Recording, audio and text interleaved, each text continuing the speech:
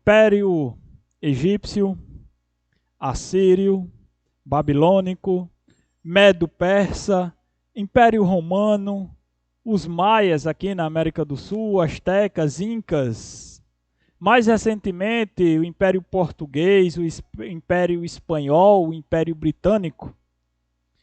O que todos estes impérios têm em comum, além da sua grandeza territorial e do poder que eles exerciam sobre as nações, os países que abrangiam?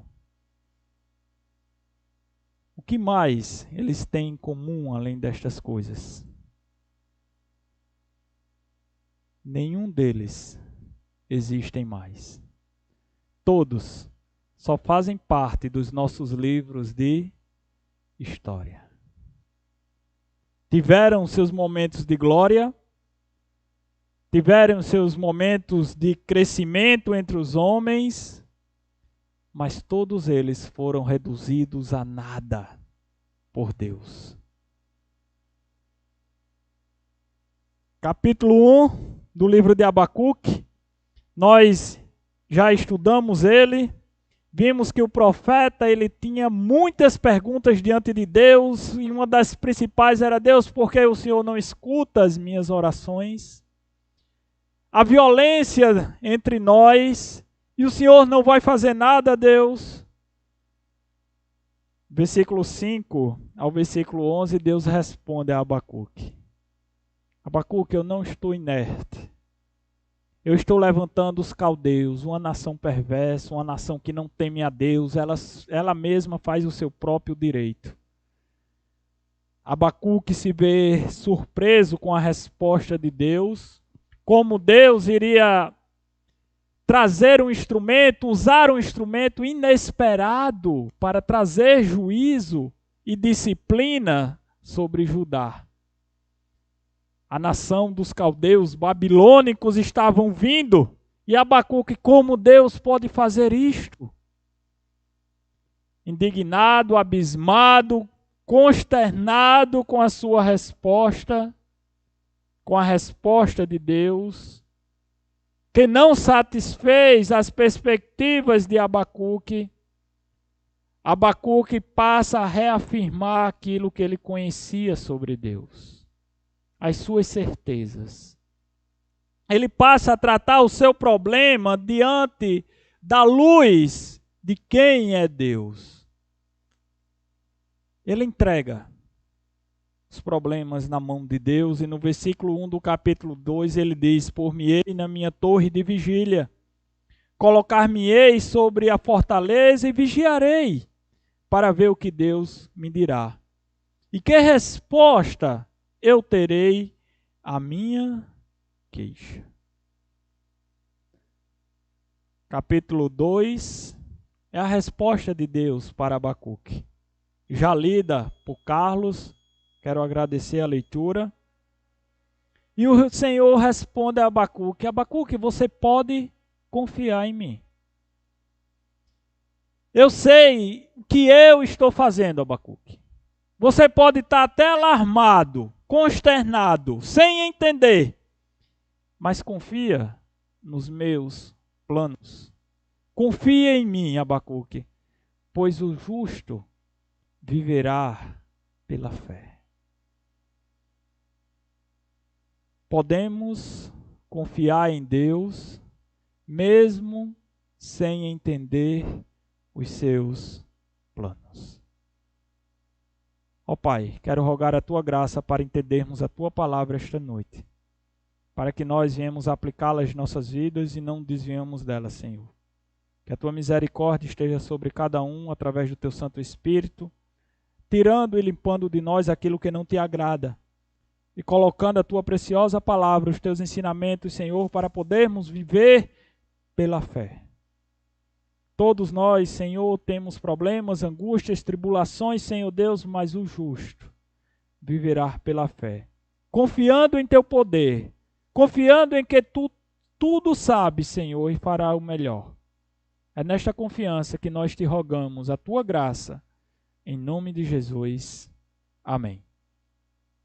Deus então ordena aqui ao seu profeta no versículo 2, ele diz: o Senhor me respondeu, Abacuque, dizendo, Abacuque dando seu testemunho para todos nós, para as nações, o Senhor me respondeu e me ordenou que eu escrevesse o que ele me respondeu.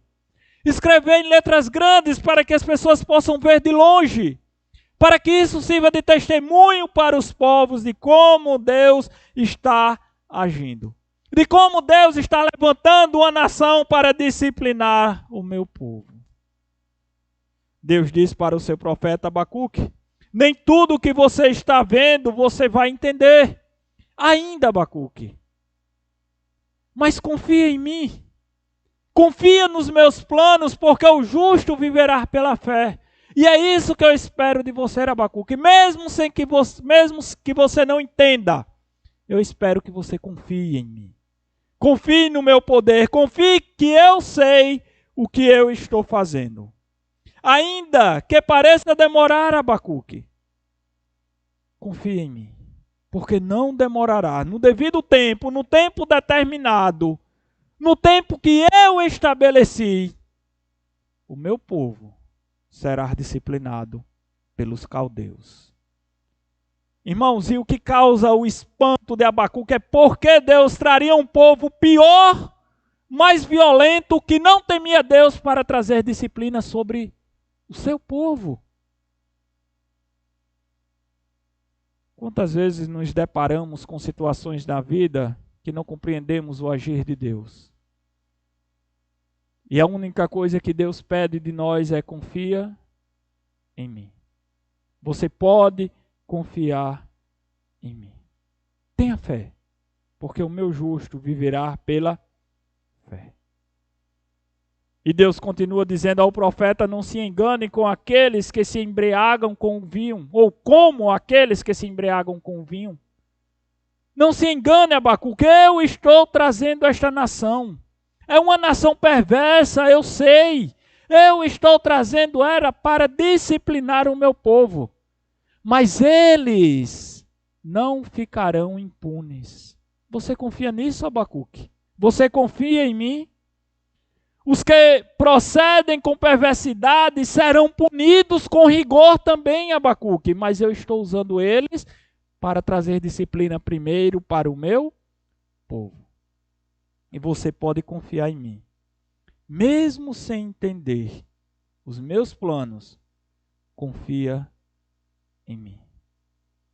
Então, nos versículos 6 ao 20, Deus, ele mostra a Abacuque que todo mal traz o juízo de Deus sobre aqueles quem o pratica.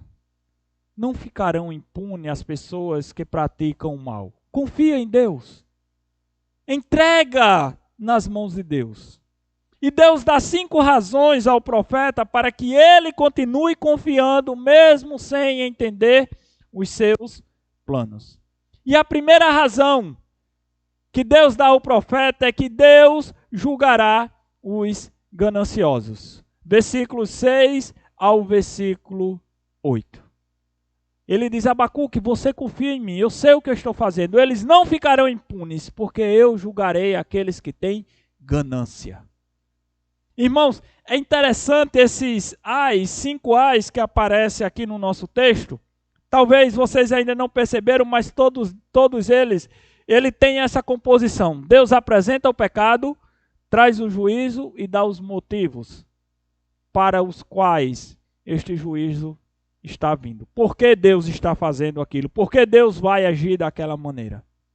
E o primeiro deles, o primeiro ai contra aqueles que agem com ganância, o versículo 6 diz: ai daquele que acumula o que não é seu. Até quando?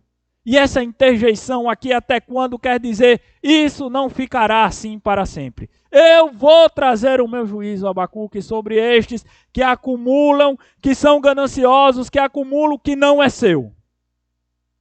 E Deus continua: e ai também daqueles que a si mesmo se carrega de penhores, ou seja, dívidas pesadas. Irmãos, eu quero aplicar esta palavra aos nossos dias. Não adianta, não cumprirá o seu propósito se olharmos apenas para o passado, para os caldeus. Eu quero me propor hoje a aplicar isso aos nossos dias. no nosso desejo insaciável pelo poder, por possuir cada vez mais, muitos têm se enveredado, têm acumulado aquilo que não lhe pertence. Ao passo que outros, também na mesma ânsia, na mesma ganância pelo poder, ele tem feito dívidas pesadas e não conseguem pagar porque sempre eles querem mais. Sempre na ganância de querer mais. Deus, ele é contra aqueles que se apropriam de coisas que não lhe pertencem. Domingo passado, nós tivemos algumas irmãs que foram alvo de um assalto, homens se apropriando do que não lhe pertence. Entrega na mão de Deus. Eles receberão, ou ele receberá a justa punição. Confia em Deus. Porque Deus é contra aqueles que ajuntam para si aquilo que não lhe pertence. Versículo 7, Deus dá o juízo, Deus mostra o juízo, o que vai acontecer. Ele diz, não se levantarão de repente os teus credores. E aqui a palavra credor no hebraico ela é a mesma palavra para morder, usado muitas vezes para serpentes que mordem. Ou seja, você não será atingido pelo teu próprio veneno, não se levantarão contra ti os teus próprios credores, eles mesmos não vão te morder. E não preciso falar, meus irmãos, quantas vezes vemos pessoas cometendo mal, viram a esquina e o mesmo mal que ela cometeu aqui, ela é acometida lá. Pessoas que assassinam hoje e amanhã alguém vai e tira-lhe a vida. Isso é a justiça de Deus. De alguma maneira Deus usou este acontecimento aqui, mas Deus vai dizer, esta pessoa não ficará impune. Eu não vou deixar ela impune. E o castigo dela vem. Que nós possamos compreender isso. Não precisamos ajuntar, não temos a necessidade de ajuntar aquilo que não nos pertence. Não temos a necessidade de sermos gananciosos. Deus nos dá tudo aquilo que nós precisamos. E Deus fará com que todo mal praticado por alguém, esse mal vai se voltar contra ela. Contra a pessoa que praticou. Então cuidado, meus irmãos, para você não se achar cometendo mal, porque ele vai se voltar contra você. Você vai, ou você pode, melhor dizendo, provar do seu próprio veneno.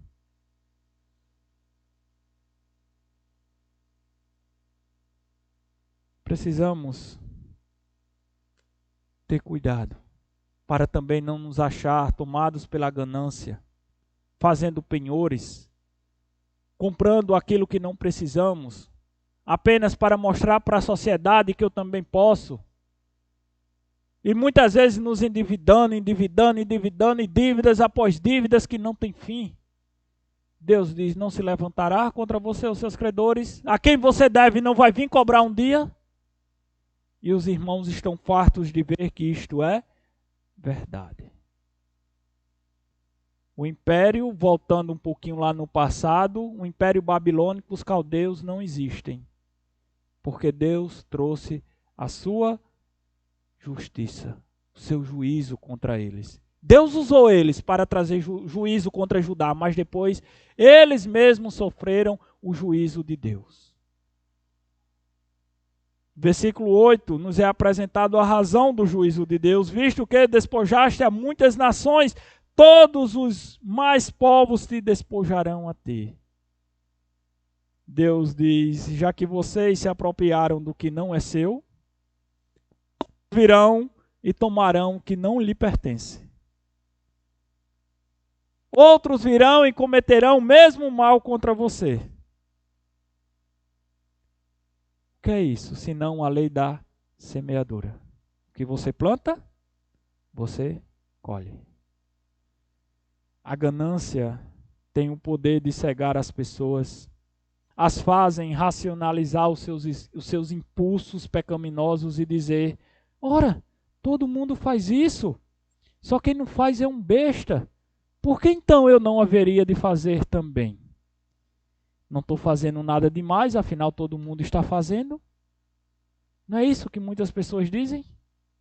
Ao subtrair, ao tirar coisas, ao juntar bens que não é seu. Então também vou agir dessa maneira. Vou pegar a minha parte. Todo mundo está pegando? É isso que a ganância faz com você, faz com o mundo, faz comigo, se me deixar ser tomado por este sentimento. No mundo dos homens é isso que acontece. E as pessoas podem até considerar isto normal. Mas Deus há de julgar todos os gananciosos. A segunda razão para confiarmos em Deus está nos versículos de 9 a 11. Deus julgará os desonestos. O pecado é apresentado, versículo 9, ai daqueles que ajuntam em sua casa bens mal adquiridos. E ajuntam bens mal adquiridos, aqui fala daqueles que adquirem seus bens de forma desonesta. Que compram coisas com dinheiro conseguido de forma desonesta, através de subornos, adquirido por fraudes a terceiros, ou por roubo, ou seja lá, defraudando o governo, sonegando o imposto. E Deus diz: ai daqueles que fazem isso. Ai daqueles que procedem com desonestidade. As pessoas, elas pensam que tirando um pouco daqui, sendo um pouquinho desonesto ali, ninguém está vendo. Elas pensam que estão promovendo segurança para a sua família. Eu estou garantindo o futuro da minha família. Eu estou garantindo a segurança financeira dos meus filhos, da minha esposa. Deus há de julgar os desonestos. O juízo de Deus virá sobre aqueles que tais coisas praticam. E Deus expõe o seu juízo: vergonha maquinaste para a tua casa, destruindo pecaste contra a tua alma.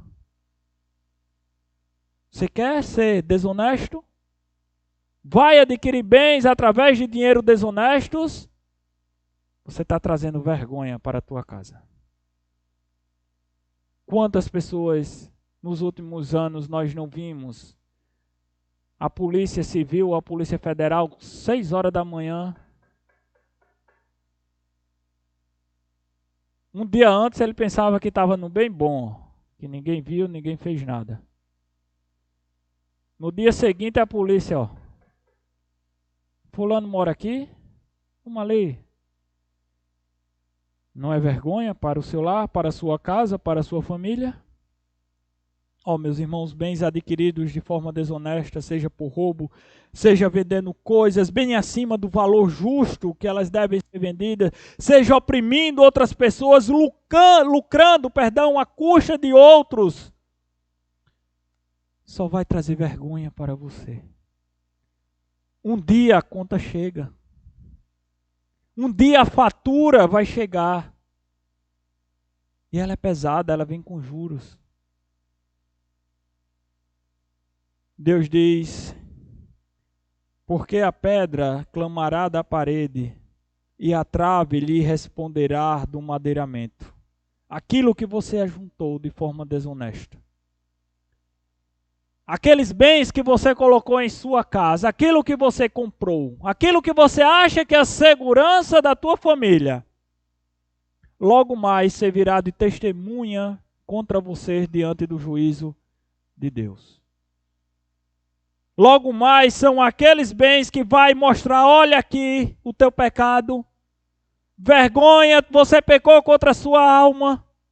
É isso que adquirir bens desonestos vai te trazer: vergonha, pecado. Então devemos ter cuidado, porque todos nós temos essa raiz ainda dentro de nós, essa raiz pecaminosa, que frequentemente tenta nos seduzir, que frequentemente tenta inclinar os nossos corações para o dinheiro, para bens. Temos a tendência de sempre tentar dar um jeitinho aqui, um jeitinho ali, seja de forma lícita ou ilícita, a fim de conseguirmos aquilo que queremos. Cuidado, meus irmãos, cuidado para que nisto não nos achemos pecando contra Deus, trazendo para o nosso lar bens adquiridos de forma desonesta, porque o juízo de Deus virá. Ele diz a Abacuque que aquela nação está vindo, ela vai roubar tudo o que vocês têm, vocês vão ficar na miséria, vocês vão ser escravos dela. Mas um dia o meu juízo vai chegar contra ela também. Não se preocupa não, que um dia vai vir alguém e vai tirar tudo o que eles pegaram de vocês. E assim aconteceu. Do jeito que Deus falou. Por isso podemos confiar nos planos de Deus, mesmo sem compreendê-los. Mesmo que não entendamos, nós podemos confiar em Deus. Deus dá uma terceira razão para Abacuque. Ele diz: eu julgarei os perversos, versículos do 12 ao 14. Eu vou julgar os gananciosos. Eu vou trazer julgamento sobre os desonestos. Mas eu também vou julgar aqueles que agem com perversidade. E Deus apresenta o pecado, versículo 12, ai daqueles que edificam a cidade com sangue e a fundamenta com a iniquidade. Em sua santidade, meus irmãos, Deus aborrece e abomina toda forma de violência e injustiça. Deus havia dito para Abacuque que eles fazem a lei deles. Eles são uma nação perversa. Mas eu vou julgar essa perversidade deles, Abacuque. Primeiro eu preciso usar esta perversidade para trazer juízo sobre o meu povo. E depois eu vou julgar todo o mal que você comete. Um dia voltará contra você. Deus julgará aqueles que sobem na vida pisando em outras pessoas. Deus julgará aqueles que erguem a sua vida à custa da perversidade, defraudando o seu irmão, roubando aqui e ali, sendo desonesto, sendo ganancioso, sendo perverso. Deus julgará todos eles. E no versículo 13, Deus apresenta o seu juízo. Não vem do Senhor dos exércitos, que as nações labutem para o fogo, e os povos se fatiguem em vão. Eu vou fazer eles trabalharem em vão. Eles pensam que estarão ajuntando alguma coisa e no final vão ver a miséria e a desgraça que eles vão ser acometidos. Porque eu sou o reto juiz, eu estou vendo o que eles estão fazendo. E das minhas mãos ninguém escapa. Eu vou fazer que tudo que eles estão investindo agora, tudo que eles estão criando, vão ser uma nação grandiosa, um império grandioso. Vai terminar em ruínas. Porque eu sei como eles fizeram este império grandioso. O Senhor já dispôs, meus irmãos, todas as coisas, de modo que os que agem com perversidade trabalhem em vão. Ajuntem em um saquetel furado, como diz Jeremias, em uma cisterna rota, furada, quebrada, que você joga água e a água escoa.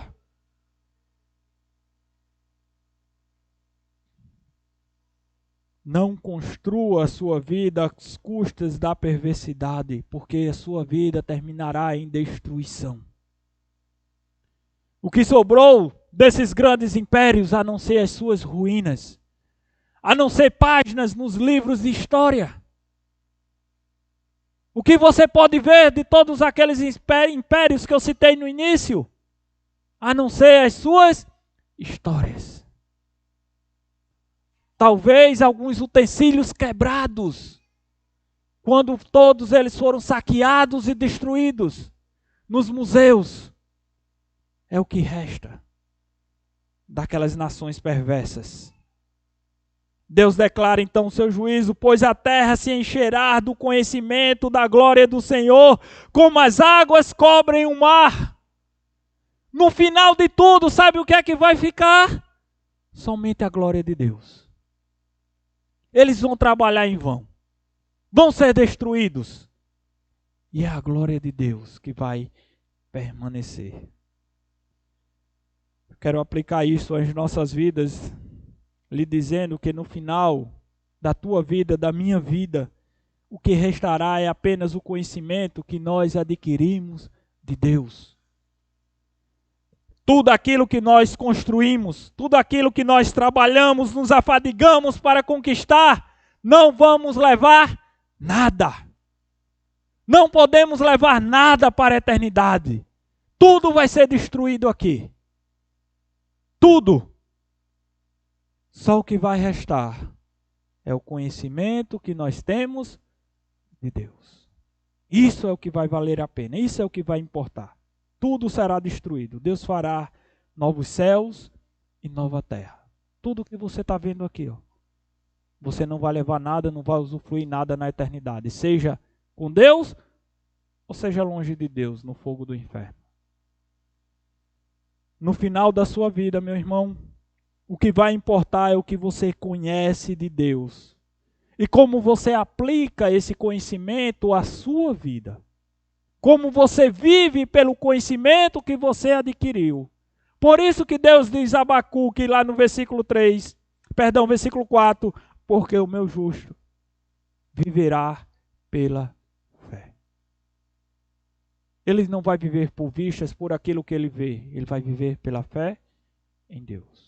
É o que vai sobrar, a glória de Deus. Deus será glorificado no final da minha vida e da sua vida.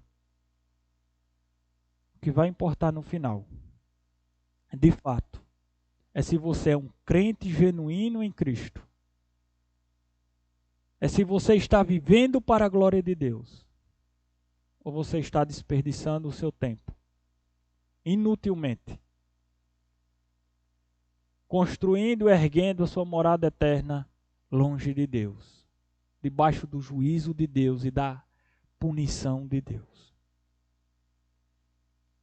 Naquele dia, quando você estiver diante de Deus,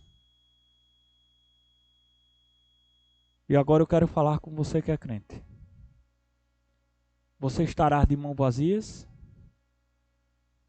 sem nada para apresentar ao nosso Salvador, todo chamuscada pelo fogo, porque tudo aquilo que você construiu foi queimada pelo fogo.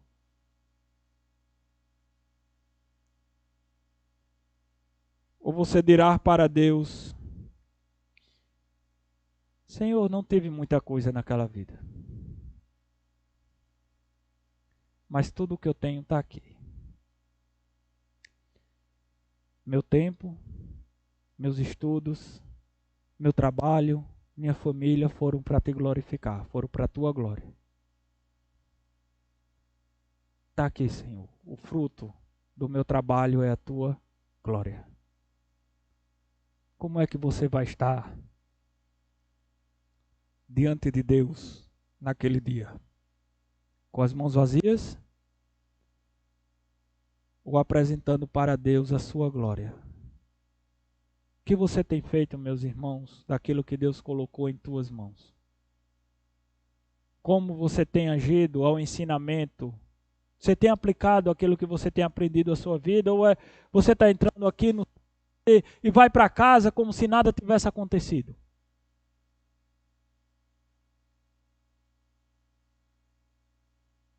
No final da sua vida e da minha vida, o que vai sobrar é a glória de Deus.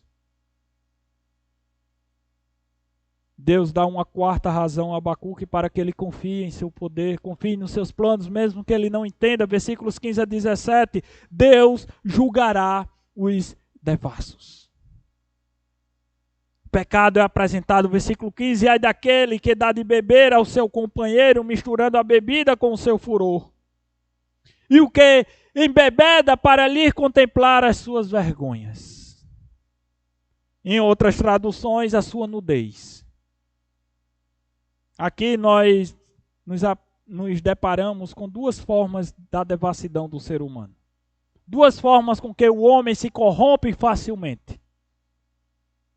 A primeira, ele diz que ai daquele que dá de beber ao seu companheiro, misturando a bebida ao seu furor. A violência excessiva, potencializada pelo álcool, pela bebida, por aquilo que entorpece, é a tradução aqui da palavra bebida. Aquilo que lhe deixa fora de si.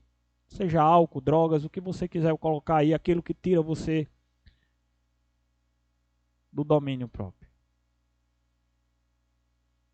E a segunda forma de devassidão é a promiscuidade, a devassidão sexual promovida pelo álcool. Quantas vezes não vimos por aí pessoas, mulheres, meninas, jovens que vão para a balada, chega lá, bota um comprimidozinho, toma e não sabe mais o que aconteceu. Viram a cabeça, fazem o que querem com elas e elas não sabem o que aconteceu. Talvez um flash aqui, outro ali. Deus diz, ai daqueles que vivem esse estilo de vida. Ai daqueles que corrompem e se corrompem por aquilo que entorpece, por bebidas, drogas, álcool. Ai daqueles. O juízo de Deus está preparado e é apresentado no versículo 16. Será farto de opróbio ou de vergonha.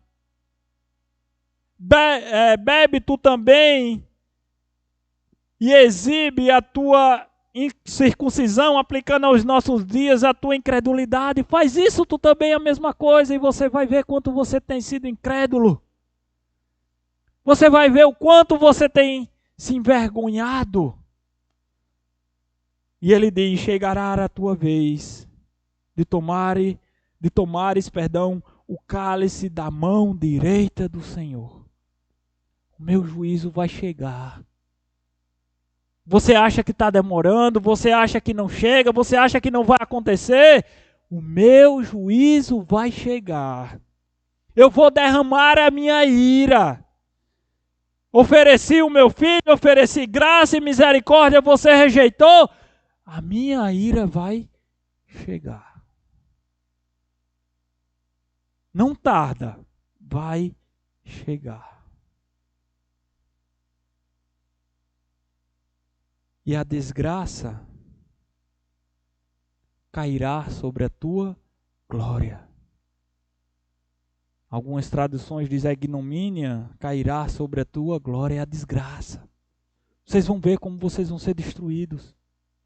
Quer agir desse jeito? Quer ser promíscuo? Quer ser devasso? Quer beber? Beba. Quer dar às pessoas? Faça. Quer potencializar a raiva, a ira das pessoas, dando bebida para que elas cometam mais pecados e crimes? Façam. Vocês vão beber do meu cálice, diz o Senhor. A desgraça vai chegar. Irmãos, olha para os caldeus, alvo dessa profecia. Existe um vivo? Existem sombras desse império? Você duvida que Deus cumprirá as suas promessas? Você duvida que podemos confiar no poder de Deus e naquilo que Deus tem falado? Você quer pagar para ver? A desgraça vai chegar. Deus julgará todas as formas de devassidão, todas as formas de prostituição, de libertinagem sexual, de violência. Deus julgará aqueles que se entorpecem e saem a cometer violência. Deus expressa o motivo do seu juízo, versículo 17. Vocês causaram destruição. Vocês derramaram sangue. São por estas coisas que meu juízo recairá sobre vocês. Quer viver assim? Vivam! Mas vocês vão beber do meu cálice, o cálice da minha ira. A quinta e última razão para confiarmos no poder de Deus, nos planos de Deus, mesmo sem compreendê-los, é que Deus julgará a idolatria. Versículos 18 ao 20. Deus julgará.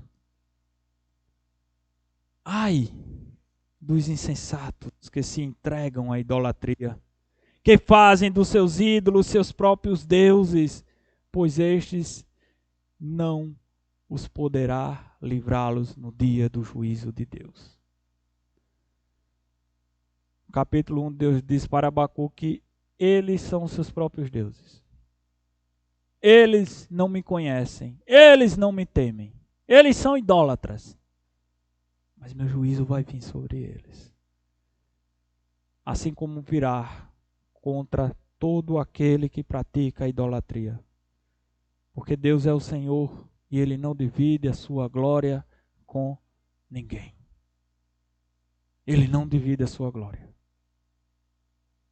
Os ídolos, as imagens, para nada servem, afirma Deus, a não ser para condenar os seus adoradores. Levando multidões ao engano, à mentira, nada falam, nada fazem, nada vê e nada ouvem. E ainda existe pessoas cegas, sendo iludidas, se prostrando diante de imagens, fazendo pedido a imagens. Deus diz, o meu juízo vai chegar. Você quer viver na sua idolatria? Viva. Mas meu juízo vai chegar.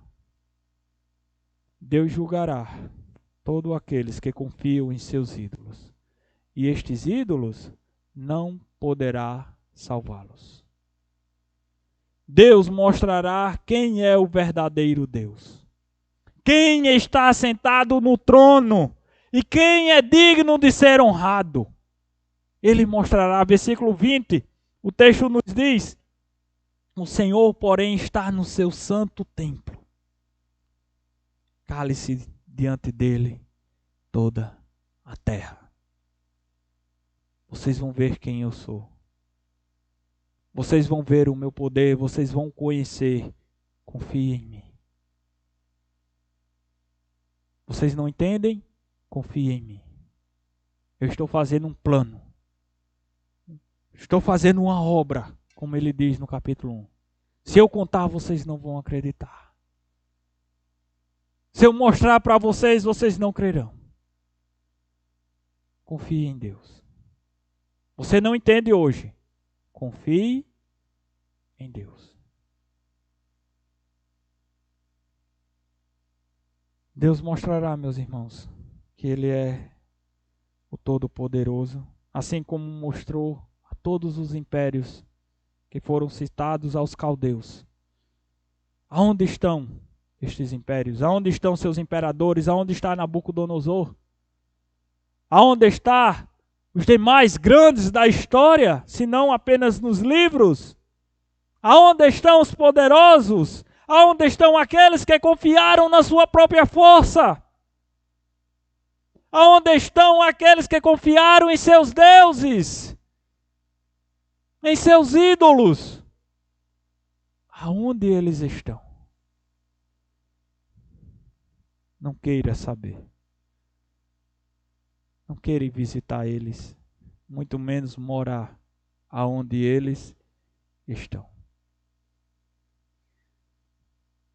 O juízo de Deus virá e não tardará. No tempo certo, Deus julgará, Deus alcançará os gananciosos, os desonestos, os perversos, os devassos e os idólatras.